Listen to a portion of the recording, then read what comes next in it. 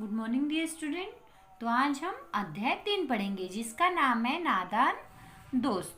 अब देखिए, नादान नादान दोस्त, इस नाम पर से ही हमें पता चल रहा है इस पाठ में क्या बताई गई है। नादानियत बताई गई है, बच्चों की नादानियत। अब नादानी किसे कह सकते हैं हम?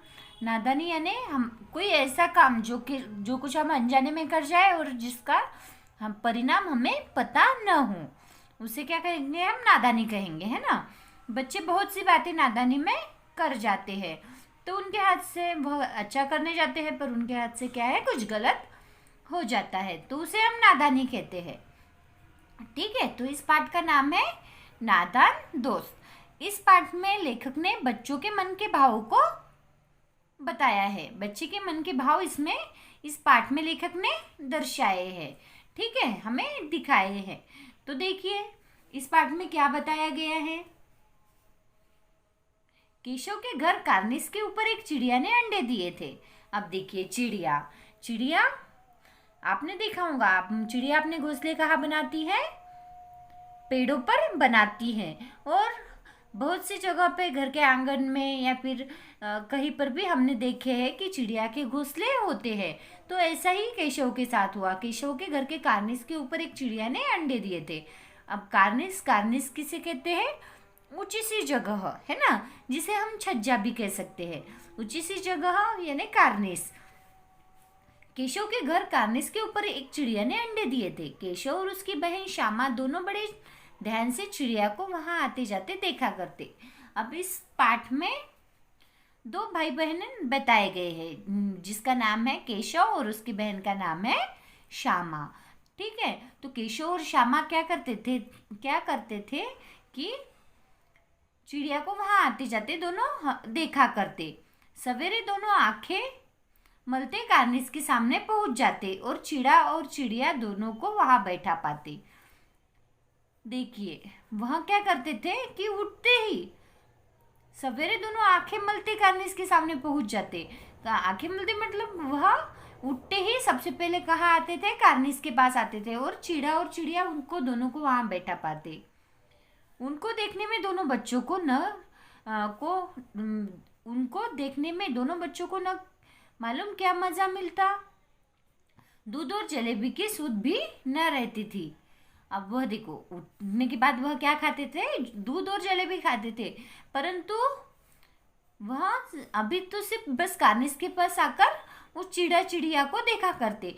उनको देखने में इन्हें क्या मालूम क्या मजा मिलता है, ऐसा बताया गया है। ठीक है, उन्हें दूध और जलेबी की भी सूध भी न रहती, मतलब दूध और जलेबी खाने का ध्यान भी उन्हें नहीं रहता था। दोनों के दिल में तरह तरह के सवाल उठते थे। दोनों के दिल में तरह तरह के सवाल उठते। अंडे कितने बड़े होंगे? किस रंग के होंगे? कितने होंगे? क्या खाते होंगे? उनमें से बच्चे किस तरह निकल आएंगे? बच्चों के पर कैसे निकलेंगे? घोंसला कैसा है? लेकिन इन बातों का जवाब देने वाला कोई नहीं। अब देखिए, उनके मन में तरह तरह के सवाल उठते थे कि वहाँ अंडे कितने बड़े होंगे? किस रंग के होंगे? कितने होंगे? यह ऐसे अलग अलग सवाल उनके मन में उठते थे। लेकिन इन बातों का जवाब देने वाला कोई था क्या? नहीं, क्योंकि न अम्मा को घर के काम धंधों से फुर्सत थी, न बाबूजी को पढ़ने लिखने से। दोनों बच्चे आपस में ही सवाल जवाब करके अपने दिल को तसल्ली दे लिया करते थे। देखिए, वह उनके मन में जो भी सवाल उठते तो उनका जवाब देने वाला कोई नहीं था, क्योंकि उनकी जो अम्मा थी उनको घर के काम धंधों से फुर्सत नहीं थी और बाबूजी को पढ़ने लिखने से। तो वह क्या करते हैं? आपस में ही सवाल जवाब करते, खुद ही सवाल पूछते और खुद ही उसका जवाब ढूंढ लेते और इस तरह से दिल को तसल्ली दे दिया करते। देखिए आगे, दिल को तसल्ली ले लिया करते थे। उसके आगे क्या बताया गया है कि श्यामा कहती, क्यों भैया, बच्चे निकलकर फुर से उड़ जाएंगे? श्यामा क्या कहती थी कि भैया, बच्चे निकलकर फुर से उड़ जाएंगे। तो उसका भाई केशव विद्वानों जैसे गर्व से कहता। अब केशव उसका बड़ा भाई था, वह भी कुछ इतना बड़ा नहीं था, वह भी छोटा ही था, पर वह श्यामा से बड़ा था। तो वह विद्वानों जैसे गर्व से कहता, नहीं री पगली, पहले पर निकलेंगे, बगैर पैरों के बेचारे कैसे उड़ेंगे? बगैर परों के बेचारे कैसे उड़ेंगे। श्यामा बच्चों को क्या खिलाएंगी, श्यामा बच्चों को क्या खिलाएंगी बेचारी। श्यामा कहती है कि वह चिड़िया अपने बच्चों को क्या खिलाएंगी। केशव इस पेचीदा सवाल का जवाब कुछ न दे सका। इस तरह 3-4 दिन गुजर गए। दोनों बच्चों की जिज्ञासा दिन दिन दिन बढ़ती जाती थी। अंडों को देखने के लिए वे अधीर हो उठते थे। उन्होंने अनुमान लगाया कि अब जरूर बच्चे निकल आए होंगे। अब देखिए, दो मतलब 3-4 दिन हो चुके थे, तो बच्चों के मन में जिज्ञासा दिन ब दिन बढ़ती जा रही थी। वह जानने की इच्छा उनके मन में बढ़ती जा रही थी। अंडों को देखने के लिए वह अधीर हो उठते थे। उन्होंने अनुमान लगाया कि अब जरूर बच्चे निकल आए होंगे। तो बच्चों के चारे का सवाल अब उनके सामने आ खड़ा हुआ। बच्चों के चारे का सवाल मतलब अब बच्चे क्या खाएंगे, यह सवाल उनके सामने आ खड़ा हुआ। चिड़िया बेचारी इतना दाना कहाँ पाएंगी कि सारे बच्चों का पेट भरे। वह फिर सोचने लग गए कि अब उन अंडों में से बच्चे निकल गए होंगे। अब वह चिड़िया बेचारी इतना दाना कहाँ से लाएंगी कि सारे बच्चों का पेट भरे। गरीब बच्चे भूख के मारे चूचू करके मर जाएंगे। वह सोच रहे थे कि वह बच्चों का पेट नहीं भर पाएंगे तो बच्चे चूचू करके मर जाएंगे। इस मुसीबत का अंदाजा करके दोनों घबरा उठे। अब देखिए, इस मुसीबत का अंदाजा करके दोनों घबरा उठे। कौन सी मुसीबत की इतनी सी चिड़िया बेचारी इतने सारे बच्चों का पेट कैसे भरेंगी। तो दोनों ने फैसला किया कि कार्निस पर थोड़ा सा दाना रख दिया जाए। श्यामा खुश होकर बोली, तब तो चिड़िया को चारे के लिए कहीं उड़कर न जाना पड़ेगा। अब देखिए, उनकी सोच कितनी अच्छी थी कि चिड़िया को दूर दूर से दाना चुनकर लाना पड़ता है अपने बच्चों के लिए। अगर हम उसे पास में ही यहाँ पर दाना पानी रख दें तो उस चिड़िया को और कहीं जाने की जरूरत नहीं पड़ेगी।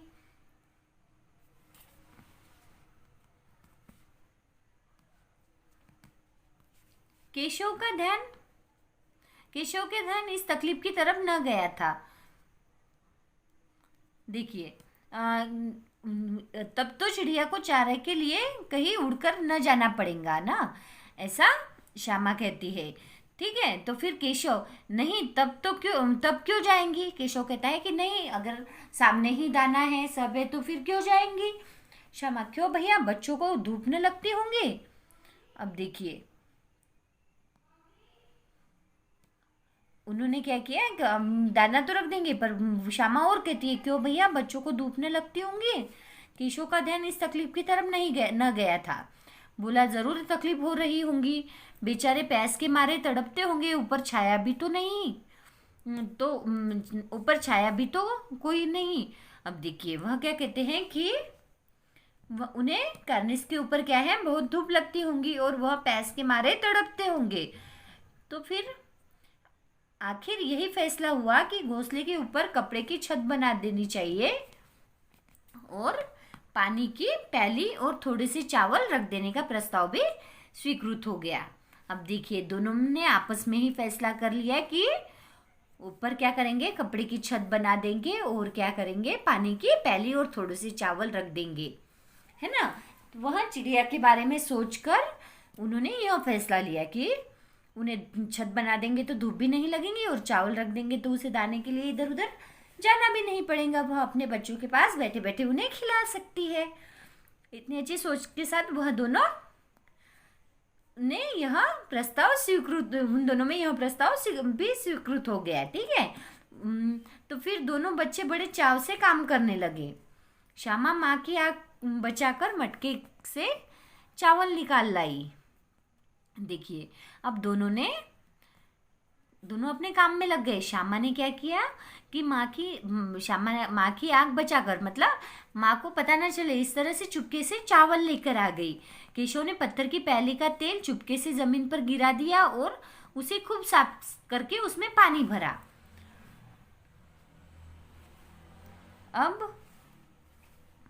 अब जानने के लिए कपड़ा कहाँ से आए। चांदनी के लिए मतलब उस पर छत बनाने के लिए, ठीक है। अब चांदनी के लिए कपड़ा कहाँ से आए, फिर ऊपर बगैर छड़ियों के कपड़ा ठहरेगा कैसे, और छड़ियाँ खड़ी कैसे होंगी। अब देखिए उन बच्चों को धूप नहीं लगनी चाहिए, इसलिए वह सोचने लगे। तभी केशव बड़ी देर तक इसी उधेड़ बुन में रहा। आखिरकार उसने यह मुश्किल भी हल कर दी। श्यामा से बोला, जाकर कूड़ा फेंकने वाली टोकरी उठा लाओ, अम्मा जी को मत दिखाना, ठीक है। फिर उन्होंने उस पर उपाय निकाला कि कूड़ा फेंकने वाली टोकरी उठा लाओ और अम्मा जी को मत बताना। श्यामा कहती है, वह तो बीच से फटी हुई है, उसमें से धूप न लग जाएंगे। केशव ने झुंझला कर कहा, तू टोकरी तो ला, मैं उसका सुराग बंद करके कोई हिम्मत निकालूंगा। मतलब मैं उसका सुराग बंद कर दूंगा और कोई ना कोई उस पर उपाय निकाल लूंगा। इस तरह से धूप नहीं लगने के लिए उन्होंने प्रयत्न किए।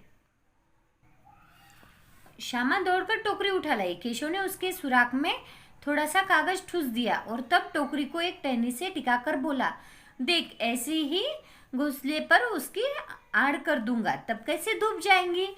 और उन्होंने क्या किया, उस टोकरी के सुराख में थोड़ा सा कागज ठूस दिया और टोकरी को एक टहनी से टिकाकर वहां पर खड़ा कर दिया। और उसने कहा कि अब तब कैसे धूप जाएंगी। श्यामा ने दिल में सोचा, भैया कितने चालाक है। जब केशव ने क्या किया, वह उन्हें धूप न लगने के लिए उपाय ढूंढ निकाला, तो केशव श्यामा क्या कहती है कि भैया कितने चालाक है कि उस सुराख को भी उन्होंने अपनी चालाकी से बंद कर दिया ताकि चिड़िया के बच्चों को धूप न लगे। अब देखिए उन्होंने यहाँ पर अब दाना पानी रख दिया था और उन्हें क्या किया था कि एक टोकरी से धूप न लगे इसलिए छाव भी कर दी थी। अब उसके आगे गर्मी के दिन थे। बाबूजी दफ्तर गए हुए थे। अम्मा दोनों बच्चों को कमरे में सुलाकर खुद सो गई थी। अब देखिए गर्मी के दिन थे, बाबूजी कहाँ गए थे, दफ्तर गए थे। अम्मा दोनों बच्चों को सुलाकर खुद भी सो गई, लेकिन बच्चों की आंखों में आज नींद कहाँ। अम्मा जी को बहलाने के लिए दोनों दम रोक के आंखें बंद किए मौके का इंतजार कर रहे थे। मतलब वह सोने का नाटक करते हुए वहां सोए हुए थे। जो ही मालूम हुआ कि अम्मा जी अच्छी तरह सो गई, दोनों चुपके से उठे और बहुत धीरे से दरवाजे की सिटकनी खोलकर बाहर निकल आए। अंडों की हिफाजत की तैयारियां होने लगी। केशव कमरे से एक स्टूल उठा लाया, लेकिन जब उससे काम न चला तो नहाने की चौकी लाकर स्टूल के नीचे रखी और डरते डरते स्टूल पर चढ़ा। अब देखिए केशव ने क्या किया कि एक स्टूल लाकर वह उस पर चढ़ने गया, लेकिन स्टूल से भी उसके हाथ कार्निस पर नहीं पहुंच पा रहे थे। तो उसने क्या किया कि नहाने की एक चौकी लाई और वह उस स्टूल के नीचे रख दी और उसके ऊपर वह खड़ा हो गया और उसे अंडे दिखाई देने लगे। श्यामा दोनों हाथों से स्टूल पकड़े हुए थी। स्टूल चारों टांगे बराबर न होने के कारण जिस तरफ ज्यादा दबाव पाता था जरा सा हिल जाता। उस वक्त केशव को कितनी तकलीफ उठानी पड़ती थी यह उसी का दिल जानता है। अब केशव भी छोटा ही था, तो वह स्टूल जैसे ही हिलता तो वह बहुत ही घबरा जाता और तब उसे जितनी तकलीफ होती थी वह स्वयं खुद ही जाने। दोनों हाथों से कार्निस पकड़ लेता और श्यामा को दबी आवाज से डांटता, अच्छी तरह पकड़। देखिए दोनों हाथों से कार्निस को वहां पकड़ लेता और श्यामा को दबी आवाज से डांटता। क्यों दबी आवाज से डांटता? क्योंकि माँ उठ न जाए, इसीलिए दबी आवाज से डांटता। और क्या कहता? अच्छी तरह पकड़ वरना उतरकर बहुत मारूंगा। मगर बेचारी श्यामा का दिल तो ऊपर कार्निस पर था। बार बार उसका ध्यान ऊपर चला जाता और हाथ ढीले पड़ जाते। श्यामा का पूरा ध्यान कहाँ था?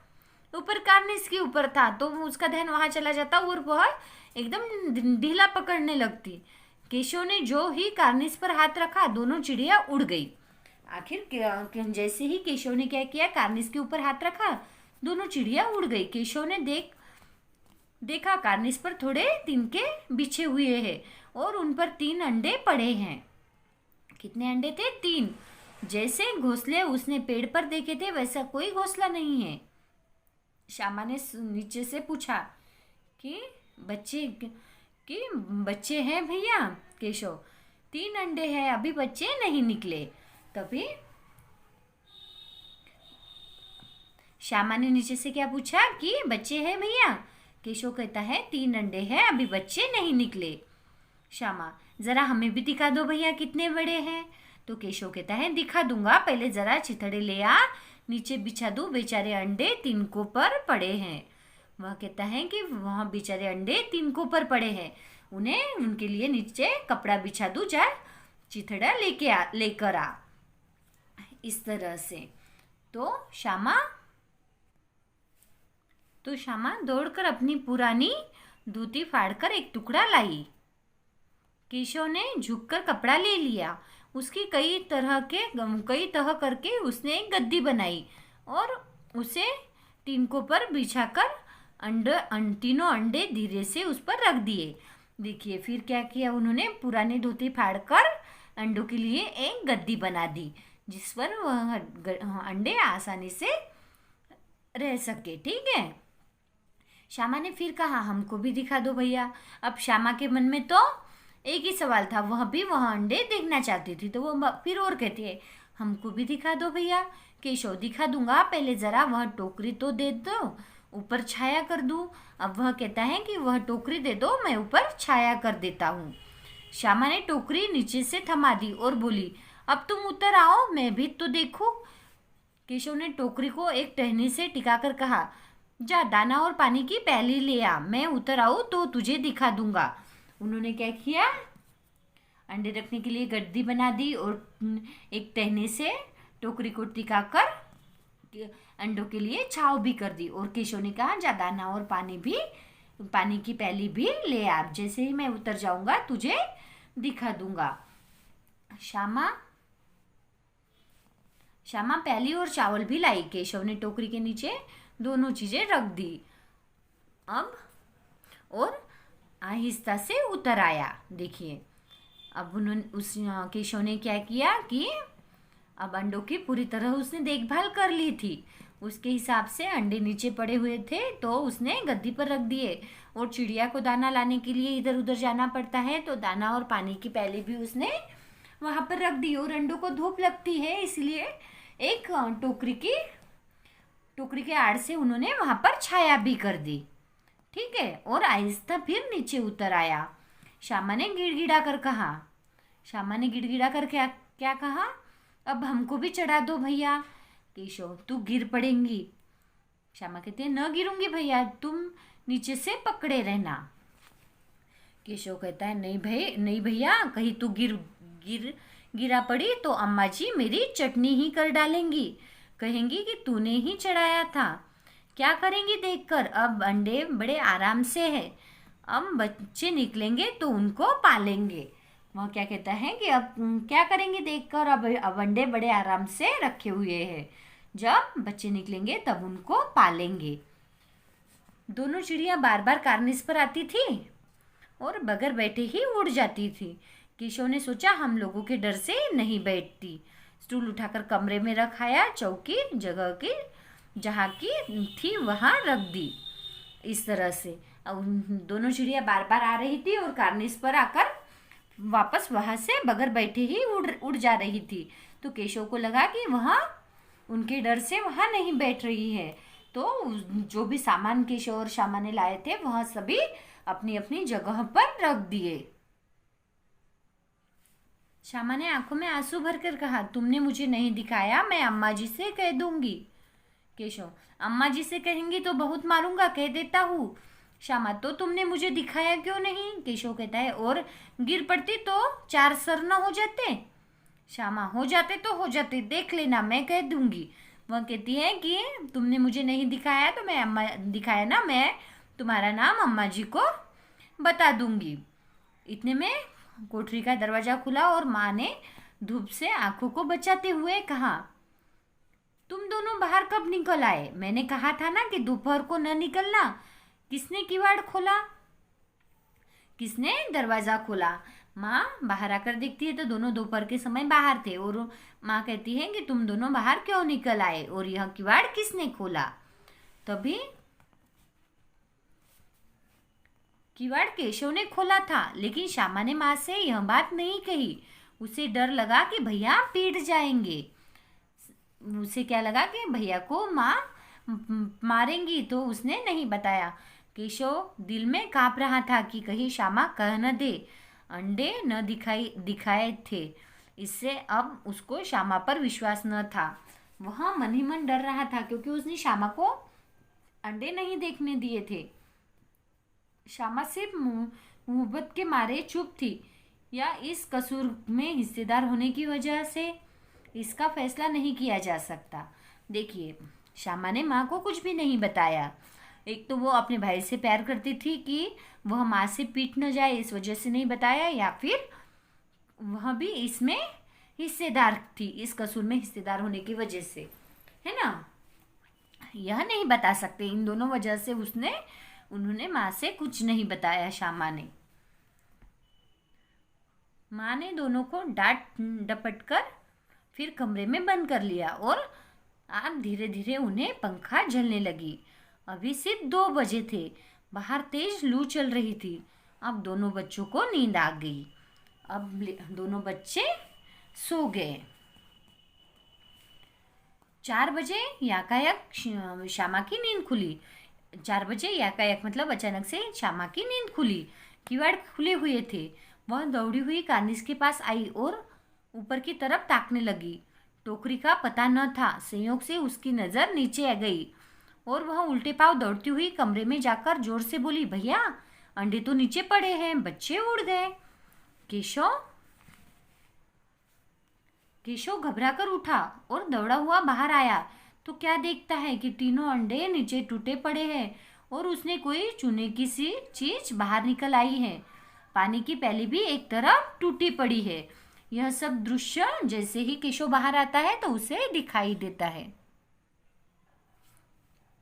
उसके चेहरे का रंग उड़ गया। सहमी हुई आंखों से जमीन की तरफ देखने लगा। श्यामा ने पूछा, बच्चे कहाँ उड़ गए भैया? केशव ने करुण स्वर में कहा, अंडे तो फूट गए श्यामा, और बच्चे कहाँ गए? केशव कहता है, तेरे सर में। अब वो एक के ऊपर एक सवाल पूछ रही थी तो वह कहता है, तेरे सर में। देखती नहीं है अंडों में से उजला उजला पानी निकल आया है, वही तो 2-4 दिन में बच्चे बन जाते।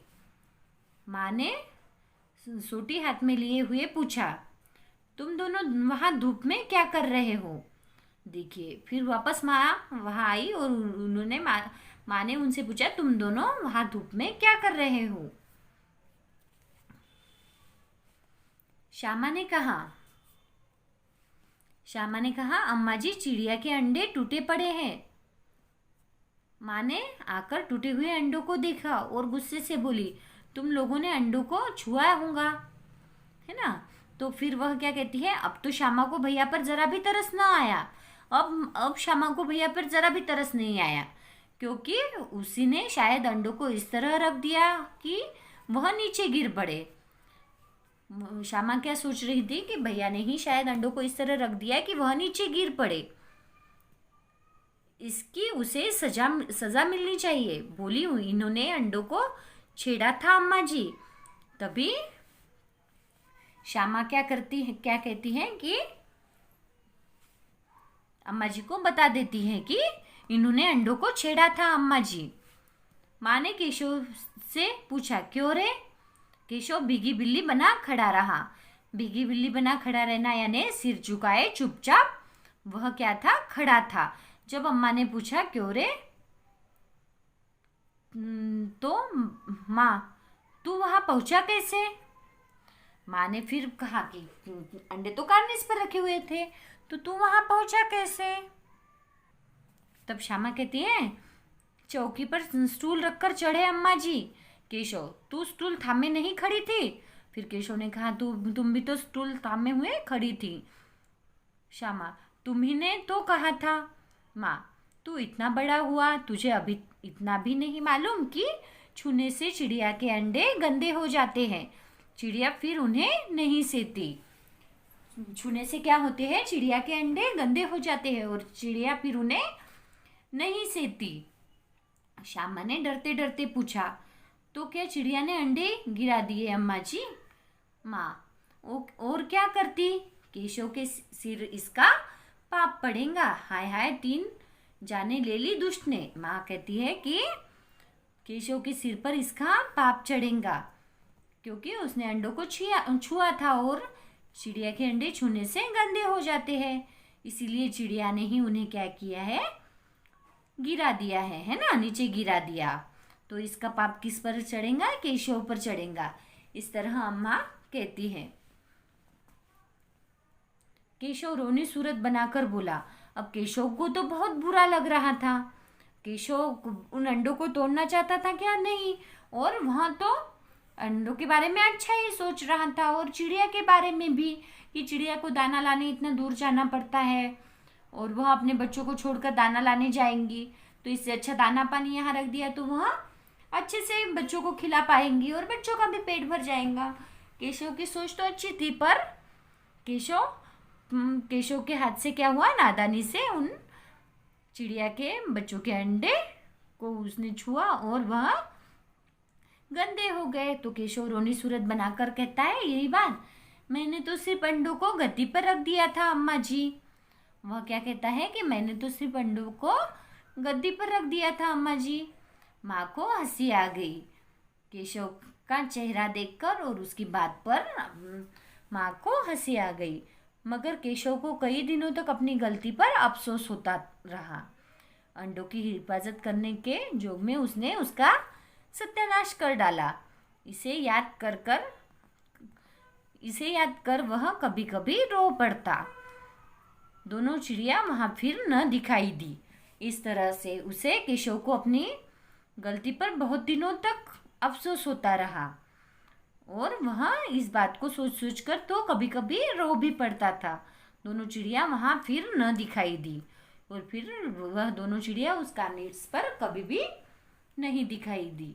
तो इस पाठ के लेखक कौन है? प्रेमचंद।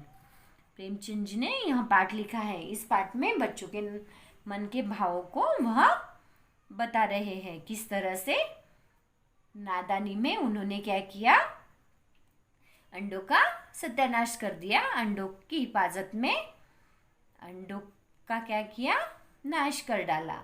इस तरह से यहाँ पर हमारा पाठ पूरा होता है, जिसका नाम है नादान दोस्त।